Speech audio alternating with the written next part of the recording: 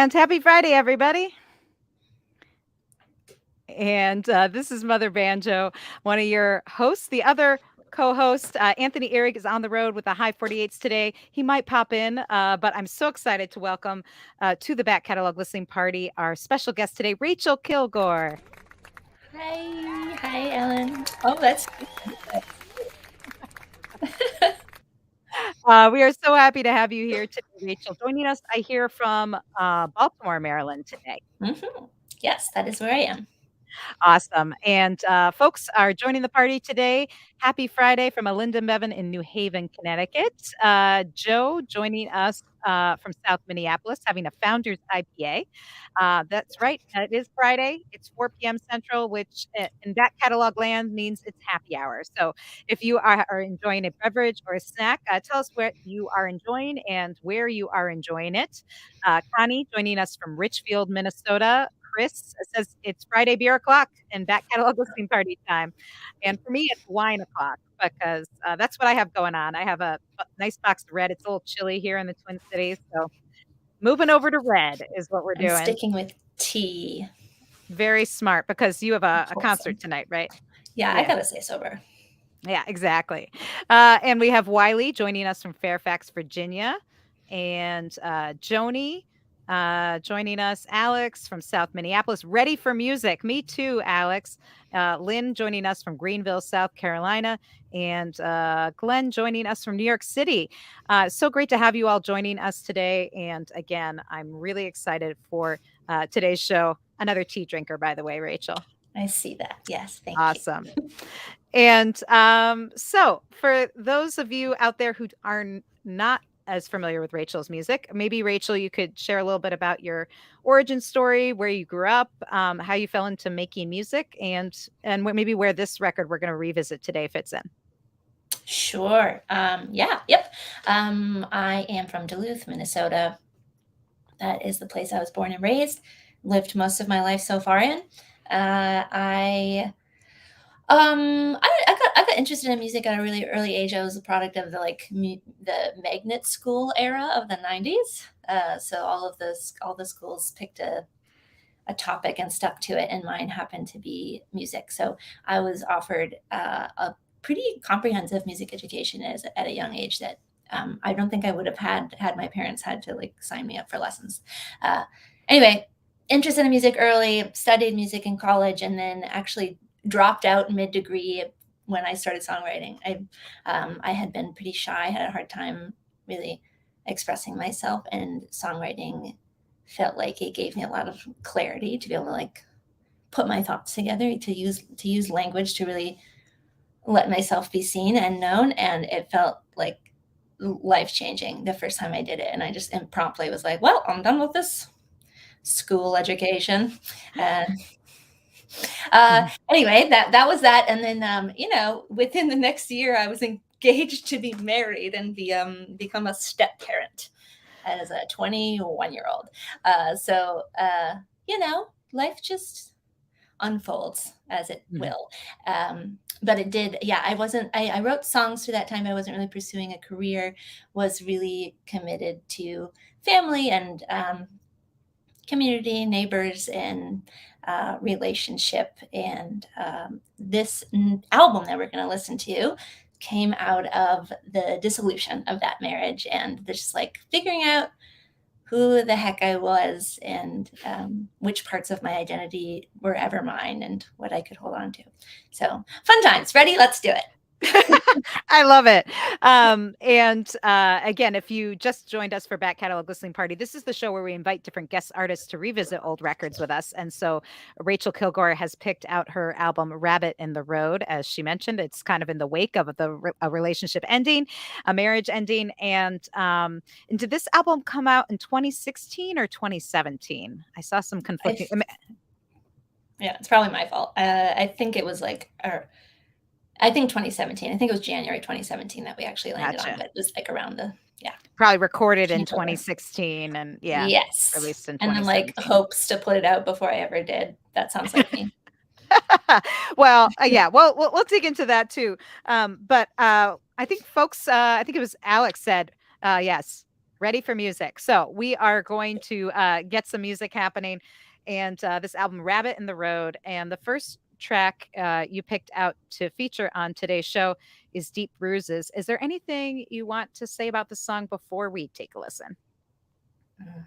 Um, I think I picked it out first because I love the sound of it. I think I had such a good time in the studio, which we can talk about more. But there's just like there's a nice little guitar feature by Duke Levine that it's a nice hook that I like. And yeah, I don't know, it just seems like a good place to start. Excellent. Well, this is Rachael Kilgour with Deep Bruises here on the Back Catalog Listening Party.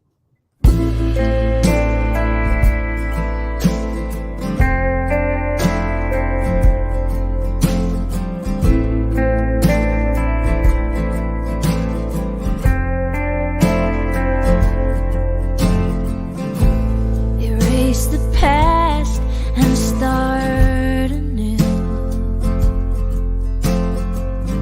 In time you'll do just like you always do. You keep walking down the same old path, expecting a different view, but honey, no one's as predictable as you.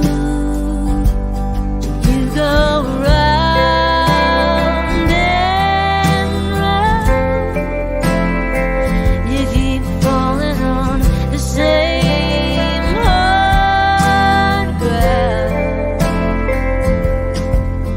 Brush the dirt off you, a flash a smile so no one sees, and hide deep bruises deep.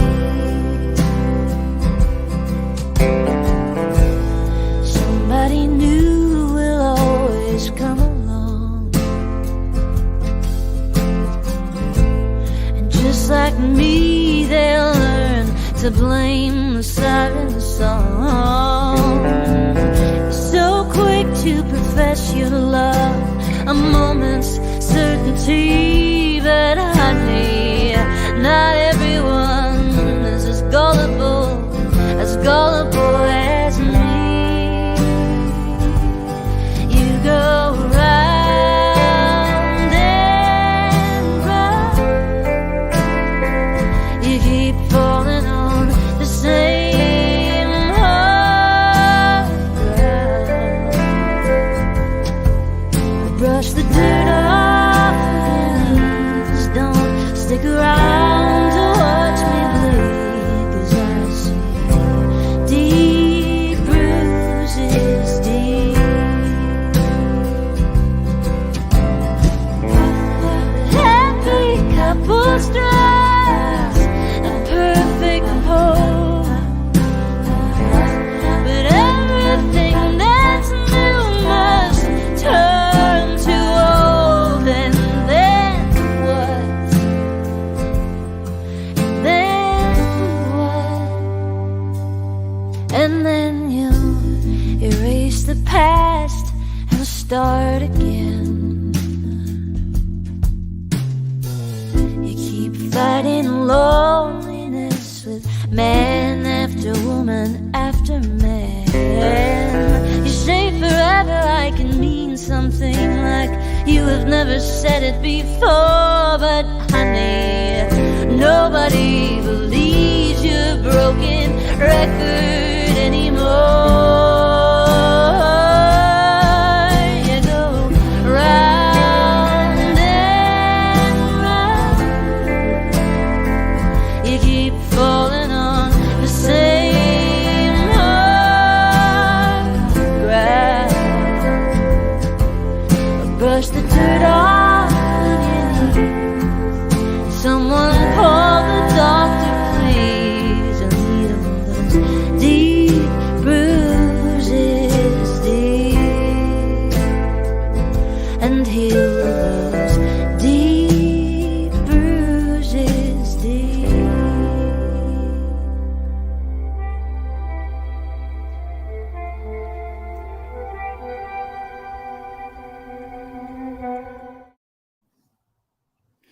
And that was Rachael Kilgour with Deep Bruises from her album Rabbit in the Road, released in 2017.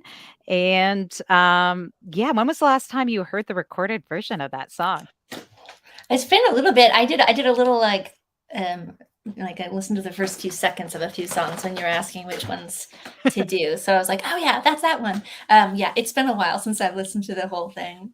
It's yeah, I think it's funny to listen to just the inflection of my I was real messed up at that point in my life, and I just can like hear it in my voice, just like this idea that grief is just love in another shape. That I was like, I had just had so much love and so much, like I was very angry too, and you can hear it in the London. Mhm. But honey, the way that I'm like kind of spitting out words like, Yeah. wish that had unfolded differently, and now I made art about it, so that's good.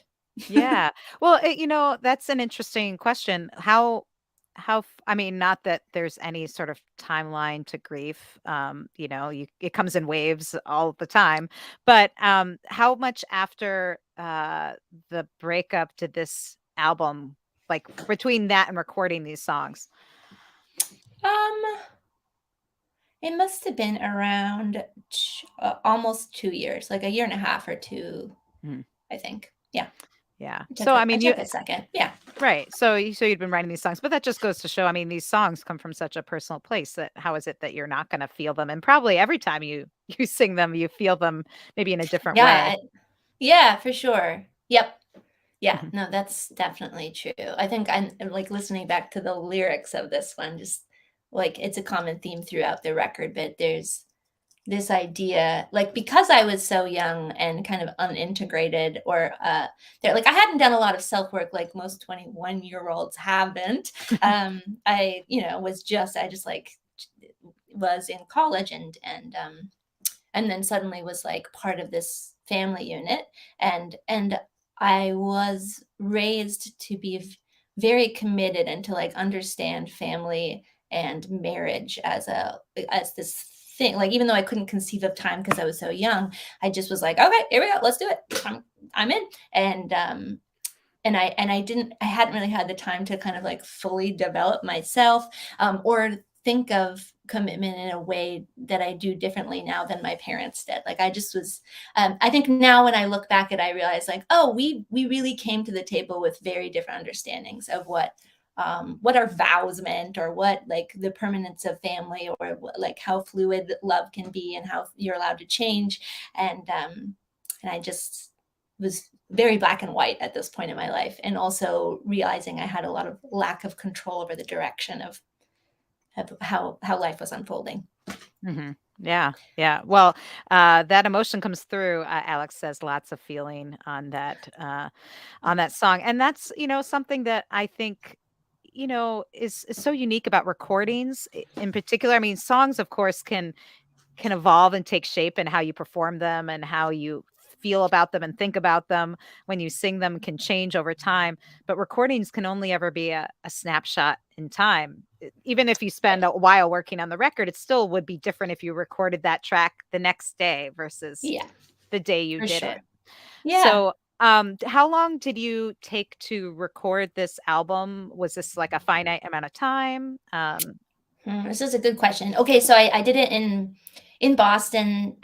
Katie Curtis produced this one. She's a Mhm. good friend, and I had known her. Yeah, I guess how much time had passed. Well, I met Katie 20 years ago. We've been friends since I was like, I think I was still a teenager, but right around that transitional time where I was like, oh, maybe I could be a songwriter. Oh, maybe I'm ready to get married. Oh, anyway, she like was friends with me during that time of my life, and then also friends with me as it kind of fell apart. And I threw myself into songwriting and into, like, I guess for sure the music is mine.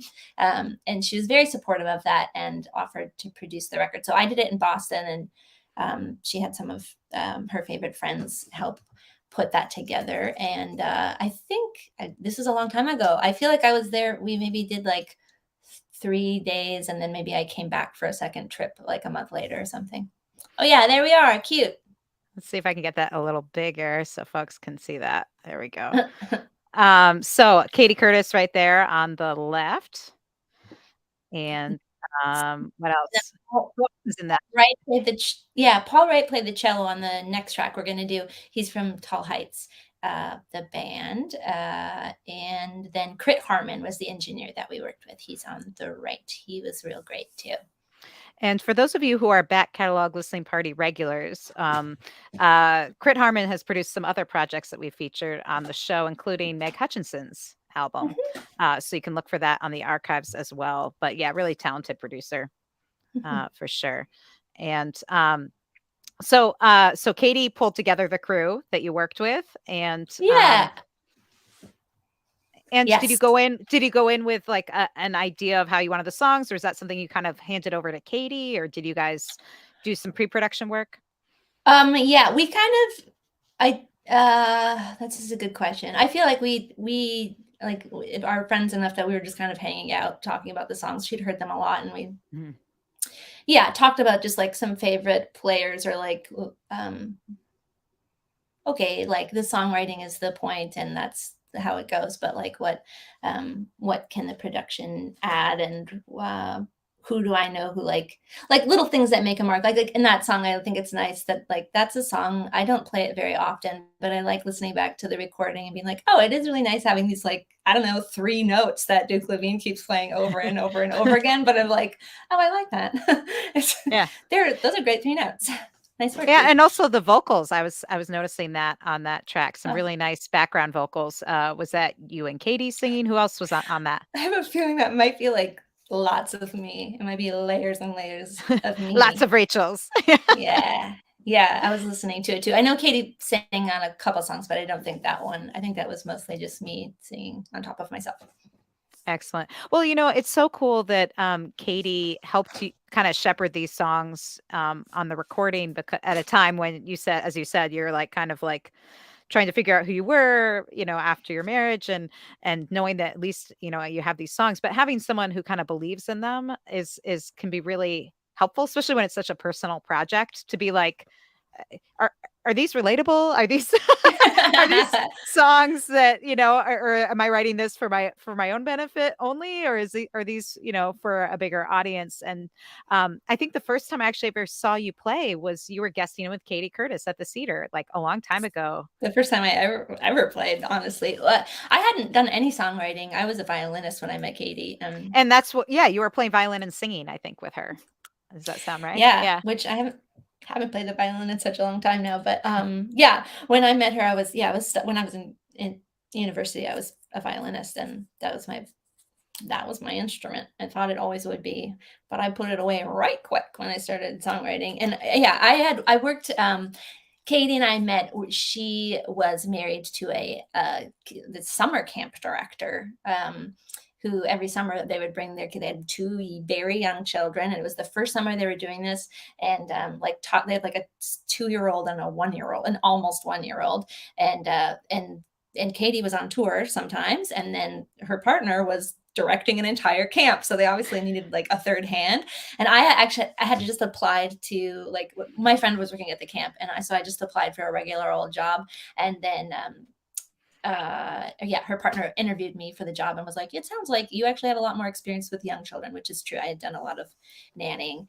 and we are looking for a trustworthy person. And by the way, did I tell you I'm married to Katie Curtis? She didn't say it like that, but like I didn't know that was part of the deal until I knew, and I was like, I was familiar with her music, and I was yeah, it felt like, oh well, that's great, and it meant to be, and we became very good, fast friends and played a lot of music, and I kind of got to watch her songwrite throughout camp, but also like go on tour and how she would prepare for that. Then I started writing. She brought me on tour as a violinist backing her up, but also as an opener. I got to like watch how a person writes a set list and how you interact with people afterward at the merch table. And like, yeah, we're different. I hadn't like turned into a carbon copy of Katie Curtis, but that was very influential at first, like especially that first year or two when if I was going to play outside of my own hometown, it would be like Katie would be like, "Hey, I'm playing this run of shows. Want to come open?" And I'm very grateful. Yeah, that's such a wonderful gift, not just to have the opportunity to play and open for her, which is huge, but also to have her as a mentor and to, as you said, to get to a front row seat to how a pro does it, because Katie Curtis is such a pro and talented singer-songwriter, but also like conducts herself with such professionalism and kind of seeing how someone can do that and maintain some sanity. Yeah, It's really helpful because a lot of us just learn by doing, and that can that's be true. hard. I could have been on tour with I could have been on tour with like a raging alcoholic. Who knows? Like, but she had screwed on right, and she was kind and like very generous, and all of the things that she taught me and the opportunities she gave me. And then yeah, on top of that, then she help me put this record together, which was like kind of me just coming back to myself after this gutting experience and like reformulating who I was going to be. So lots of gratitude for Katie Curtis. Excellent. Well, yes, Katie out there, thank you. Because this record is a result of that, and it's such a beautiful record. And we're gonna get into more songs here. But Yeah. before we get to the next track, I just want to remind everyone out there who is joining the back catalog listening party today, that to tell us where you're tuned in from. Again, if you're enjoying a beverage or snack, but also most importantly, join the conversation. If you have questions for Rachael, comments about the songs, anything like that, feel free to put them in the comments and we'll get to as many of them as we can. And the next track we're gonna that you picked to feature on today's show is Ready Freddy. Is there anything you want to say about this before we take a listen? I just talked a lot, so I kind of feel like we should jump in and I'll talk afterward. I mean, essentially, here's a song that I wrote for my stepdaughter when she turned 13. Excellent. This is Ready Freddy by Rachael Kilgour here on the back catalog listening party. I can't keep you from the world. The world is closing in. And I can't teach you to become the things I wish I could have been. I can't make the time go faster, and I can't slow it down at all. I can't make you learn your lesson each time you trip and fall. But I will be right behind, cheering you on all the time, all the time.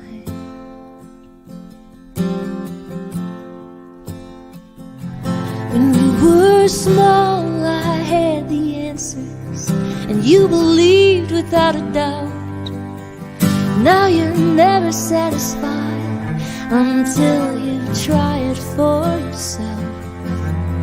You're pushing for your freedom, and you're pulling back and fearing. It's a mess, but it's a beautiful thing, my dear.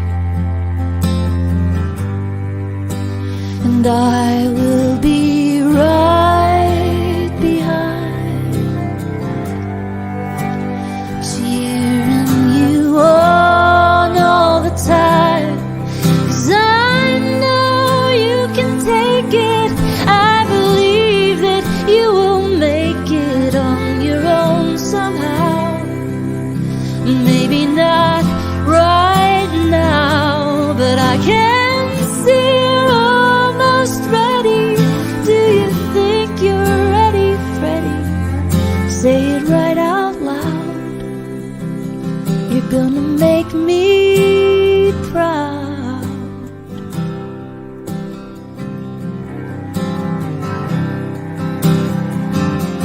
Where'd you learn to be so brave? How'd you grow to be so tall? The way you know exactly what you want and how to win it all.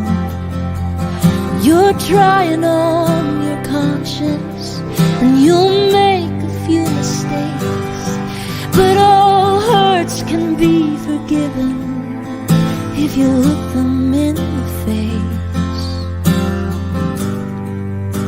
And I will be right behind, cheering you on all the time. 'Cause I know you can take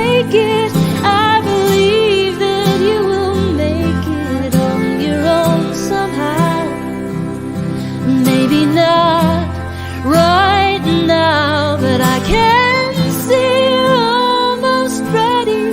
Do you think you're ready, Freddie? Say it right out loud. You're gonna make me proud. Say it right out loud. You're gonna make me proud.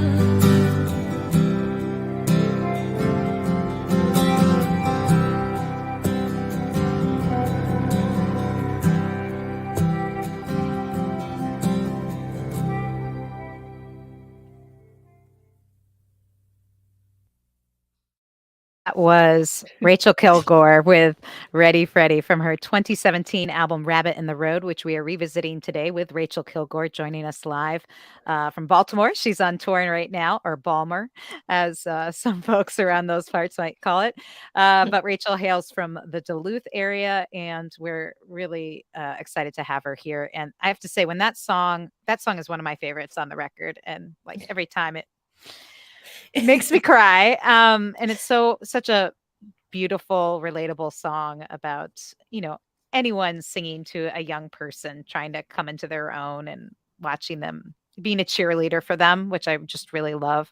But it's funny. My mom is on the same wavelength as me. When the cello came in, I was like, I wrote it down, cello. And I've heard this song a lot. I've played it on my radio show. Like I said, I own this actually here. I own this CD, which you guys should all get. But I'd forgotten about that. This is the thing I love about the back catalog listening parties, even albums that I've heard a lot. There's something about just listening to the songs without doing anything else where I just notice things that I wouldn't otherwise notice. And obviously it was all part of the song, and I've always loved the recording, but something about when that cello comes in, it's like, so tell us about that choice. Was that Katie's idea or yours? That was my idea, I think. And then I think she was the one who thought of Paul. I mean, because we were in Boston, we were just like, who can get, I had the idea of cello, and I wanted it to be kind of like a singular voice, like along with mine. But yeah, he did it. I remember trying to like describe, and they're like, what do you want? And like, yeah, no, freer, more rain. I don't know. Don't have a plan. Yeah, I think he pulled it. I remember listening to that on the way home, because I would stay at Katie's house at night, and I remember being in the studio, and we took that one home to listen on the drive home, and we were both just weeping. After he laid down that cello part. It's a decade later, and I still cry every time I sing or hear that song, which is very sweet. Yeah, I think it's always been really clear to me how I think I've always been really I've thought a lot about the relationship between parents and children a lot, maybe because I became a parent when I was still a child, which is also a parent. Like, even listening back to this, like, she's 13 at that point. I sound like a baby. I still do, but in a wise kind of way. But my voice sounds quite young to me listening back to it. And yeah, I recognize that it was very strange how my life unfolded when I was young. And like, if I had the brain that I have now, would I have made those choices? Maybe not. But also, like, that it feels like the biggest gift in the entirety of my life, to have been able to be a part of raising a human being who is young and who looks up to you. And she was 5 when I moved in. Oh, there she is, cute. She was 5 years old when I moved in, and just like was my biggest fan. She would sell my CDs. She was so proud to, like, this song's written about me. And her low voice, she was so cute. But it wasn't about the cute. It was like about this. Any human interaction is about how we reflect one another back. And I think I could tell, I was like watching her and learning how to love myself. I was like reparenting myself, being like, oh, you're little. Like, oh, you need help. You tried your best. You need, yes, you need structure. And I was always called the boss mom in a 2-mom household. But like, yes, you do need structure. And sometimes it's going to really annoy you, especially as you become a teenager. But like, but you also need love and you need tenderness. And you need me to set an example beyond just like telling you what to do. I realized how important it was that she was always watching me, and how many things I tried to, how many fears I faced knowing that she was looking. Um, I just feel like I'm a much better person for it. And yeah, so when I listen to the song, I feel like I am the parent and I am the child. And it's just like this whole full circle thing. And now here she is. She's 22 years old and she's like living her life, and I don't have to be the boss anymore. She's just making her choices, and I'm so proud of her. And it's just like a dream to, it feels, it's raising children is always so rewarding, but this phase particularly, I feel like having reconnected with her recently in her young adulthood and just like watching her figure things out that I still haven't, and very proud of her. Awesome. And if you are just listening to today's back catalog listening party and aren't watching the YouTube version, we shared a photo of Rachel's stepdaughter, and we'll be sharing that with in the show notes. If you are ever missed some of the show, not only can you watch this YouTube version, but we also archive everything at backcataloglisteningparty.com with the list of the tracks and some other show notes and images there as well. And David says, I was hoping we were going to get an update, wondering about, because you're right. We see this snapshot. We were talking about this earlier, how songs are like a snapshot in time. And even though the song is relatable at any stage of parenting to a degree, it's nice to see, to get an Right. update on how she's turned out, and everything. It sounds like everything that you hoped for her has come true. Yeah. So that's great. I mean, And it's also still obviously evolving. It's always Mhm, evolving. And it also, mhm. I mean, I don't necessarily have expectations. I just like wanted her to be okay, and I don't, and she's okay. Yeah. Good. That's what we want. Well, folks are loving the music. Lynn says gorgeous. And if you, like Lynn, are loving the music, then we want to encourage you to buy the music. As I mentioned, there are CD copies, and I hear, Rachel, that you still have CD copies. I So do. you can Yeah. get them for yourself at Rachael Kilgour's Bandcamp page, or by going to rachaelkilgour.com. And not only can you get can you get this album that we're talking about today, her 2017 album Rabbit in the Road, but you can also get a brand new record that you just put out called My Yeah. Father Loved Me. And it's funny, you were just talking about how parenting and family is a key It's kind of my theme. theme. Yeah. So tell us a little bit about the new record. Oh, sure. Yeah. Yeah. My dad died about 6 years ago. He had a form of dementia for almost the last decade of his life. And um, yeah, I always felt like I didn't get to know him as well as I wanted to during his life, or maybe I just wasn't old enough to be curious about him until he wasn't totally there. Uh, and it was just my way of processing, like grieving him and working through like, who was dad, what made him tick, what did I inherit from him, like what work have I yet to do that dad didn't get done. The answer is a lot. And so I'd chronicle that in the album. But also, like while I was just talking about that whole experience of recording with Katie, I feel like similarly, I feel very happy and grateful to have been kind of shepherded through this experience of recording the new record. Rose Cousins produced it, and I feel Mm. like there's something specific about having people who like know songwriting, who care about songwriting and care about you, and like have enough room for you to like, oh, I don't know, she just started weeping in the middle of this take, so I guess we have to wait a minute.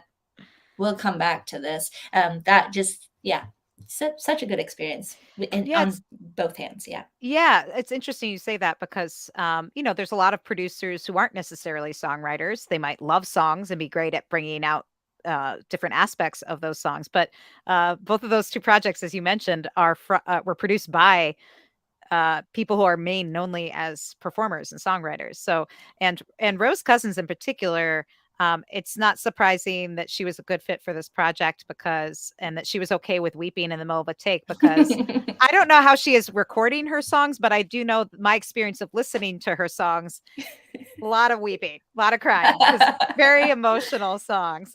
Yes, yes, she's very good at that. That's true. Agreed. Well, you can check out the new album, My Father Loved Me, as well as the album we are revisiting today on the Back Catalog Listening Party by Rachael Kilgour. You can find that at, again, on Bandcamp or by going to rachelkilgour.com. I've posted a link in the comments. And looks like Anne's joined us too. Happy Friday, Anne.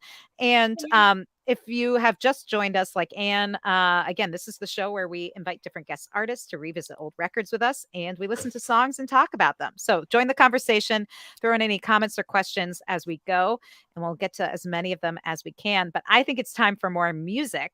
So let's see, the next song you picked to feature from Rabbit in the Road is I Pray. Is there anything you want to say about this before we take a listen?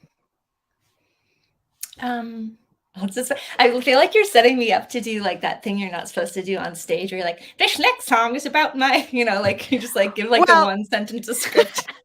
Well, the good news is you can say, nope, I don't want to say anything, or you can say as much as you want, because there's no rules here on Back Catalog. We don't have any of those stage rules that you might have, where you're like, I don't want to describe every song I'm going to play. But yeah. But if there is anything I don't think it needs explanation. Let's okay. Listen and then we'll talk. Or and if you all have questions about the song and want to know about it, throw them in the comments. Yes. Yeah. So here is I Pray by Rachael Kilgour here on the Back Catalog Listening Party. I can't breathe. I can't eat. I can't keep this heart beating. I'm a warrior. I'm a wreck. I can't remember happy, but I can't forget. I would do anything, but there is nothing I can do. So I lace my fingers and I pray for you.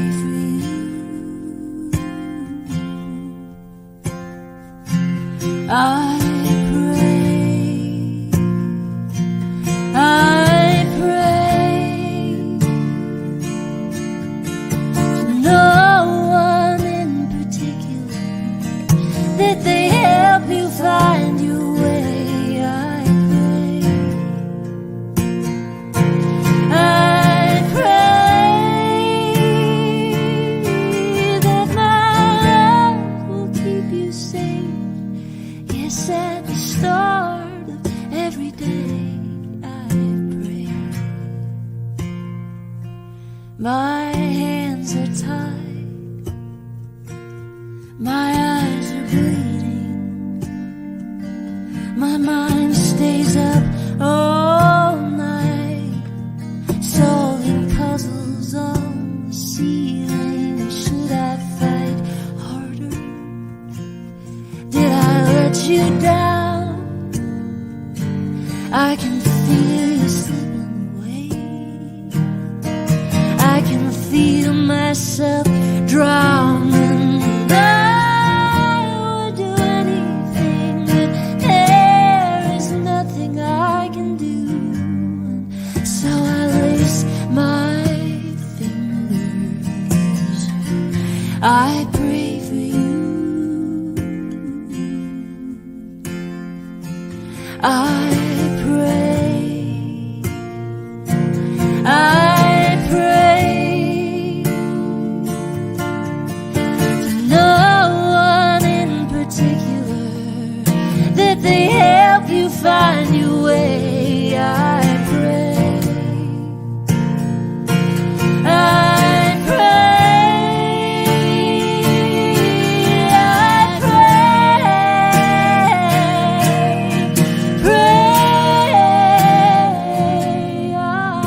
pray. I pray to no one in particular, that they help you find your way. I pray. I pray that my love will keep you safe, my darling.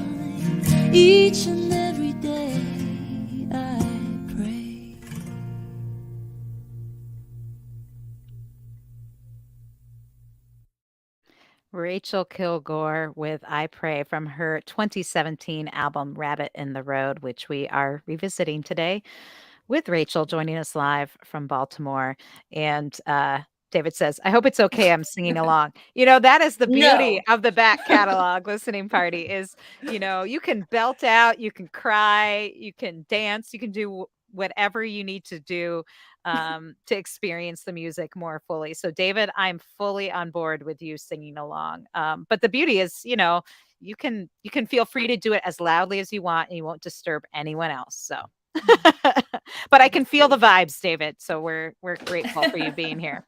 Yeah, what a beautiful, beautiful song. Do you remember when you wrote that, or what if there was anything in particular that inspired it? Yeah. I think well, this how to talk about this. um, yeah, so my divorce came out of like this very oh, someone's asking questions. Were you speaking to your former partner or Yeah. yourself or both? So gorgeous and heartbreaking. I don't know. I think I'm singing to everyone who I think it's a really hard process to stop loving a person.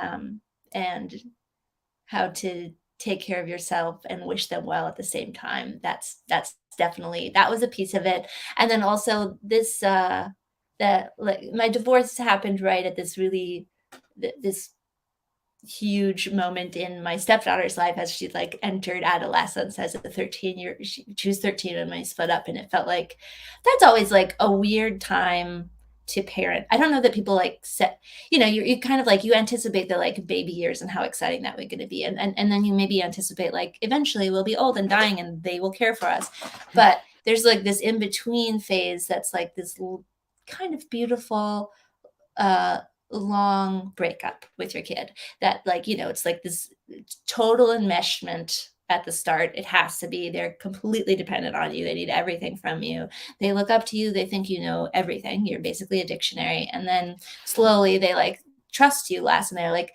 and they are exploring the world more, and I think that I just remember that shift in my stepdaughter of like she's just more self-aware, more embarrassed to be herself like you are at that age of like everyone's watching me, what do people think, and also this doing this really natural process of like separating herself from like, oh, I'm different from you, I don't like that kind of music, I don't want to wear that, I don't want to do this, your ideas are stupid, you're like stop writing songs about me, totally reasonable.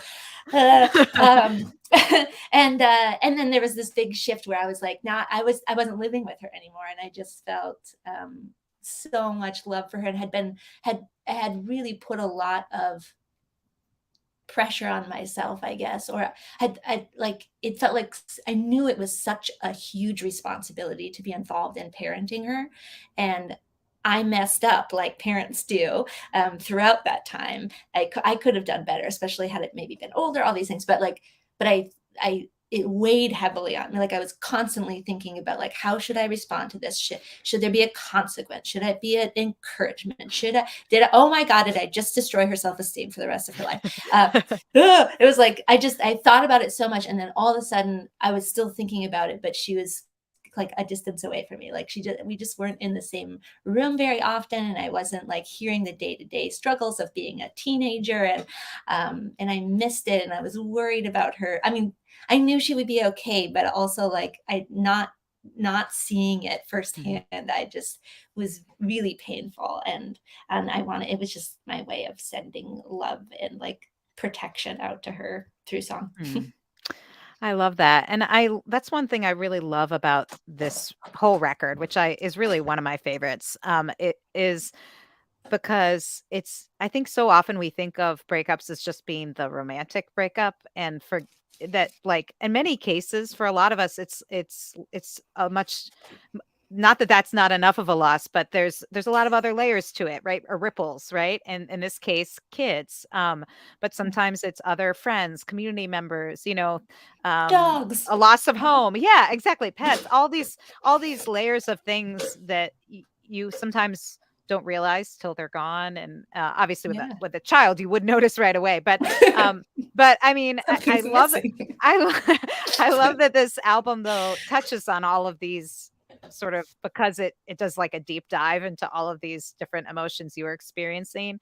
I feel like it's very relatable to anyone who's gone through any kind of loss or breakup. So I just want to Thanks. put in my plug for this record. Honestly, I was so excited you picked this. For those of you who don't know, when we invite artists to be on the back catalog listening party, we invite artists that we just love, and then we ask them to pick an album and them to pick the tracks. So I think that's always one of the most fun parts of the show is kind of finding out what they're going to pick and what they want to talk about. And this was is one of my favorite records. So I was really happy that you chose this one, Rachel. And if you want to hear it in all its audio glory, and it sounds really fantastic, the cellos, all those layered things, there's a lot of sort of little details in the record, which you can catch if you are listening to the high res digital files or you get the CD version and support Rachel's music that way. Again, you can get it on Bandcamp or by going to rachelkilgour.com. And yeah, Glenn says pets. Yeah. You can check that out there. And it goes a long way to supporting artists like Rachel, who have to fill up their gas tank and drive to Baltimore sometimes to play shows. So make sure to do that. While we're in the space of thanking people for supporting artists like Rachel, I want to thank all the folks who support this show. We will have time for another song or two here on the show, but I want to make sure to get in the thank yous to our Patreon community. These are the folks that stepped up and said, we want more back catalog listening party all the time. And Anthony Ihrig, my co-host, who couldn't be with us today because he's on tour, we started this during the pandemic because we missed hanging out with our artist friends and listening to music with people. And when the live shows came back, these folks said, we want this show to keep going because there's something of value to listening to these beautiful records that artists put their souls and time and energy into. And it's these folks that were here today.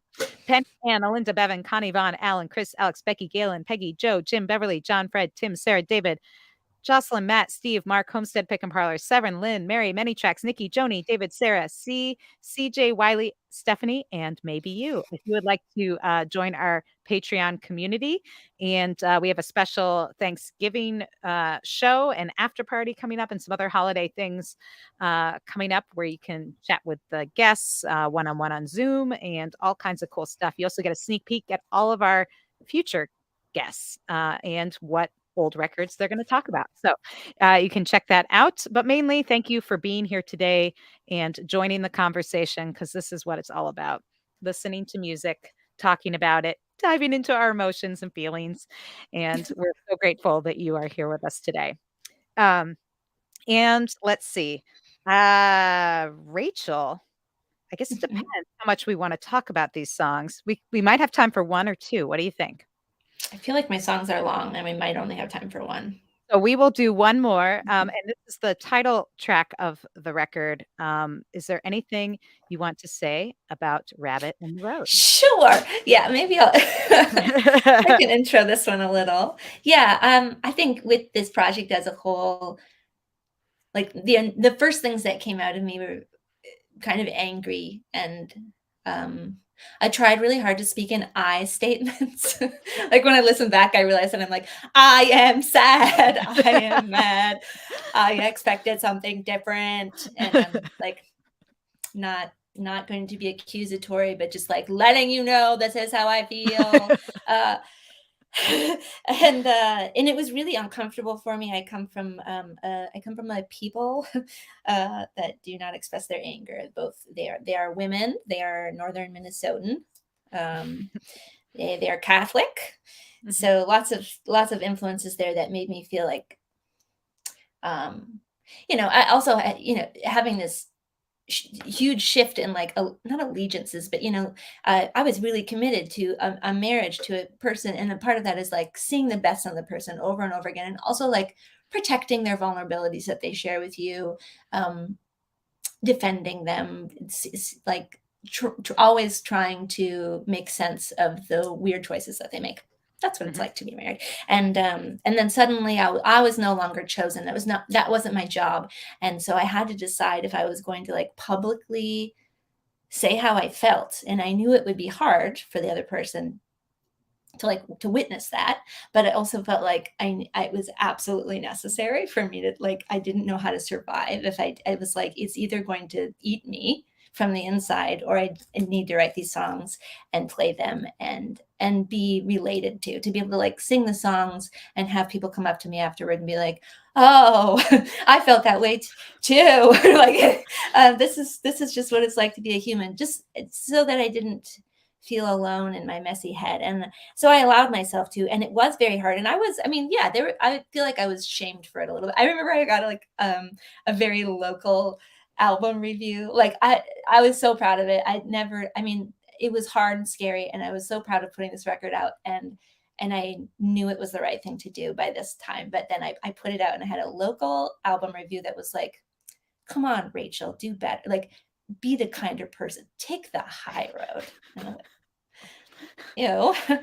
Thank you.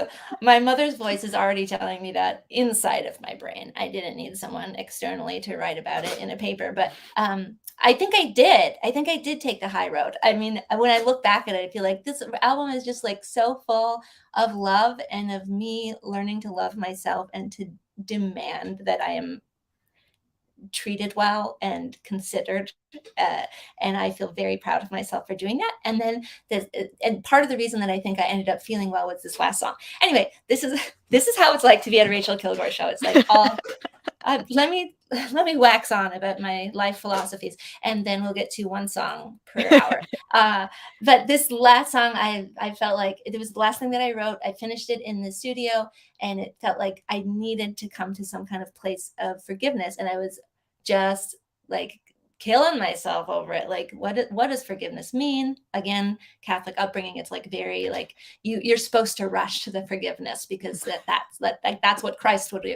And I couldn't. I knew it needed to be like, it needed to be more comprehensive. And so I like sat down with my notebook and I was like, gotta make a list of all the good things about this person, all the good that I can remember about them. And it was like a short list at that point because I was still reeling.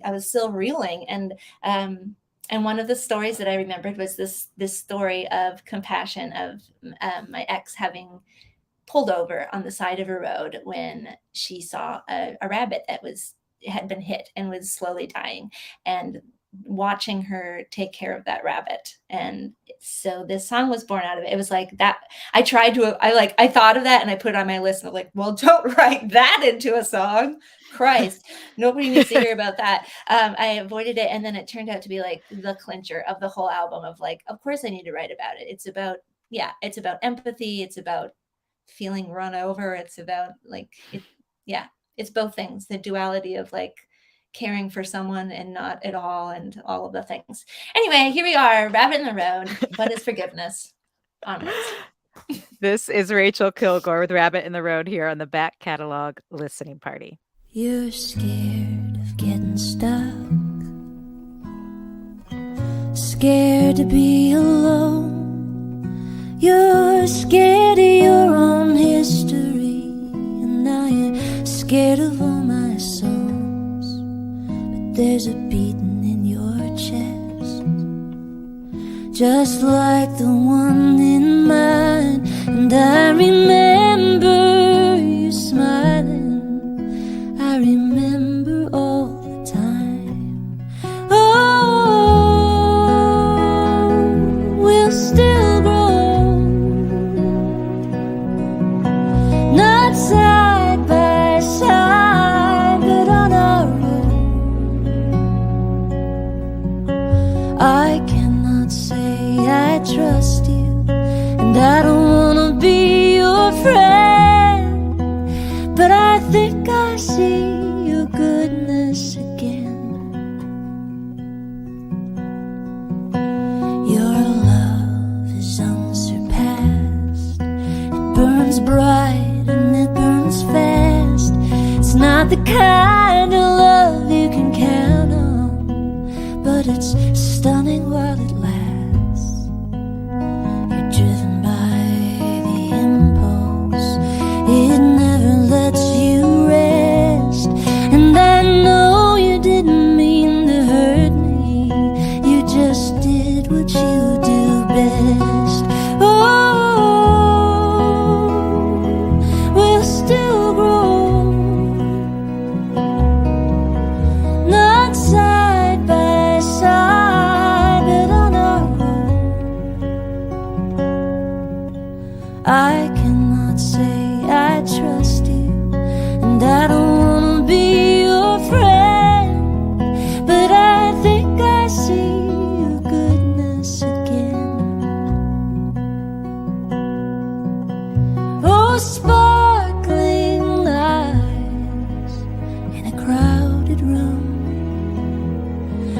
I still think of you in the springtime, when your favorite flowers bloom, when your favorite flowers bloom. You stepped out of the car for the rabbit in the road. You couldn't bear to watch him suffer, lying mangled in the snow, with your hands around his neck. You spared his misery. How swift you gave that rabbit what you couldn't give to me. Oh, we'll still grow, not side by side, but on our own. I cannot say I trust you, and I don't wanna be your friend, but I think I see your goodness again.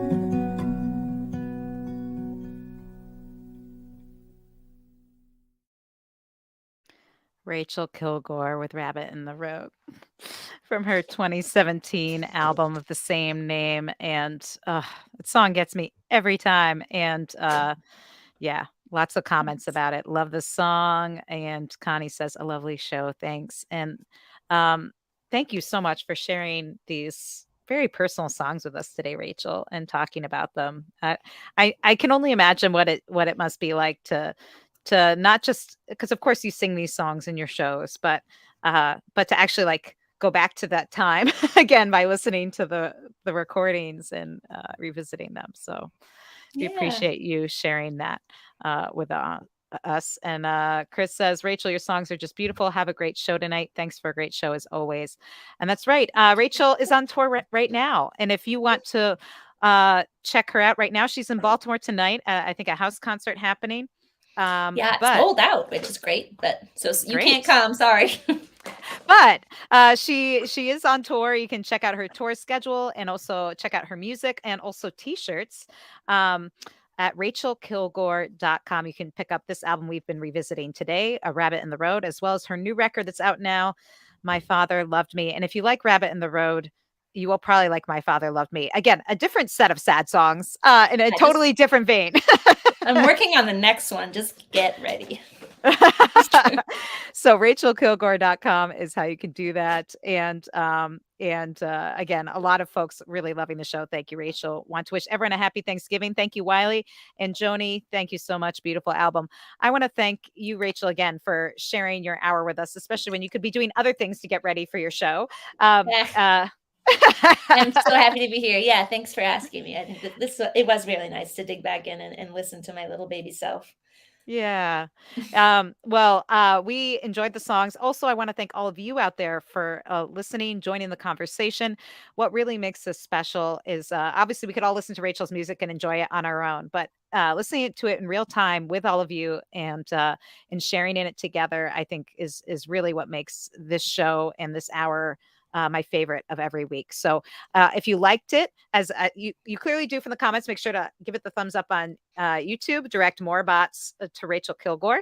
You can also subscribe to our YouTube channel if you haven't already, and you'll get notified of what's coming up next week because we do this every Friday at 4 p.m. Central, not always with Rachael Kilgour, but with other great guest artists. So you can check that out. And we'll have to work on getting Katie Curtis on the show. She has not been on the show yet. So we will definitely have to do that. Can I pick the record? You can talk with Katie about that. You can be like, I think you should do this back catalog listening party. And here's the record. I think you should. Yeah, I'll pick it out for her. Yeah, she helped me with this one. I was visiting her when we were trying to pick out songs. So I think it's only fair. Yeah. Yeah, exactly. And Joni says, you've got a lovely voice. And thank you, Ellen. Thank you, Joni. Stay well, everyone. And yes. And also I want to pass on the thank you and regret from my co-host Anthony Ihrig, who, when he found out you were the guest today, Rachel, he was so sad he was going to miss the show. So he'll be. Sorry, I tagged him in a post. Oh no, that's okay. He again, sometimes being musicians, we have we can't be in all places at the same time. So but you can check out the show on the archives. You can also go to backcataloglisteningparty.com to check it out, along with all our other archived episodes. I hope you all have a wonderful week, and we'll see you back next week. We have a special after Thanksgiving show happening next Friday. So you can join us then. But until then, have a great music-filled week, and cheers. Thank you, Rachel. Thank you, Ellen.